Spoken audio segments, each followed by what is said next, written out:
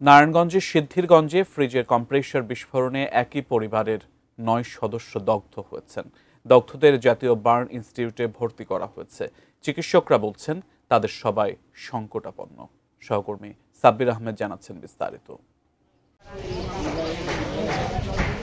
সিদ্ধিরগঞ্জের CI এলাকার মুড়ি ফ্যাক্টরির গলি।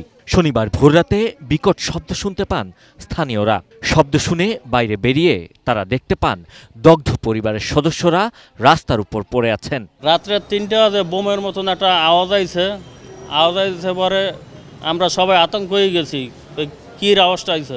এই জায়গায় একজন পড়ে রয়েছে, ওই জায়গায় একজন পড়ে রয়েছে, বাচ্চা মনে করেন ঘরে বাইরে এমনি সেমনি মানে ধারণার বাইরে, মানে খুব খারাপ পরিবেশ। এরপর স্থানীয়রা ভ্যানগাড়িতে করে সাইনবোর্ড এলাকায় একটি হাসপাতালে নিয়ে যান দগ্ধদের। সেখান থেকে তাদের জাতীয় বার্ন ও প্লাস্টিক সার্জারি ইনস্টিটিউটে নিয়ে আসা হয়।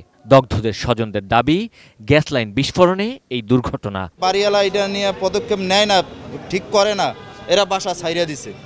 এই ১ তারিখে চলে যাওয়ার কথা বাসার, কিন্তু আজকে এই দুর্ঘটনার শিকার হয়ে গেছে। ডিজাইন, এলিগেন্স, বিউটি, সেরা পণ্য সবার জন্য জেভিকো। ঘটনাস্থল পরিদর্শন করেছে পুলিশ ও ফায়ার সার্ভিস, কিন্তু প্রাথমিক তদন্তে গ্যাস বিস্ফোরণের কোনো তথ্য পায়নি তারা। ফ্রিজটা ছিল সরাসরি কানেকশন বিদ্যুতের, ওই ফ্রিজটাই ভিতরে আগুনটা ছিল। ওখানে কোনো গ্যাসের কোনো আলামত নাই। ফ্রিজের যে কম্প্রেসার মেশিনটা ছিল ওটা বাস্ট হয়েছে। হাসপাতালে চিকিৎসাধীন রয়েছেন একজন পুরুষ, ৩ জন নারী ও ৫ শিশু। একজন ছাড়া বাকি সবারই ৩০% শরীর পুড়ে গেছে। ১ মাস বয়সী শিশু ইমামের ৩০% আগুনে পুড়েছে। চিকিৎসকরা বলছেন দগ্ধরা সবাই সংকটাপন্ন। ৬ জনকে ইতিমধ্যে এইচডিইউতে স্থানান্তর করা হয়েছে। আসলে পুড়ে যাওয়ার পরে সবগুলি রোগী সংকটাপন্ন আমরা বলবো, কারণ আপনি দেখেন যেই বাচ্চাটা সবচেয়ে যে 15% যে পুড়ে গেছে 18 বছর, এই ছোট একটা বাচ্চা আমি বলবো, তার জন্য 18% কিন্তু অনেক বেশি।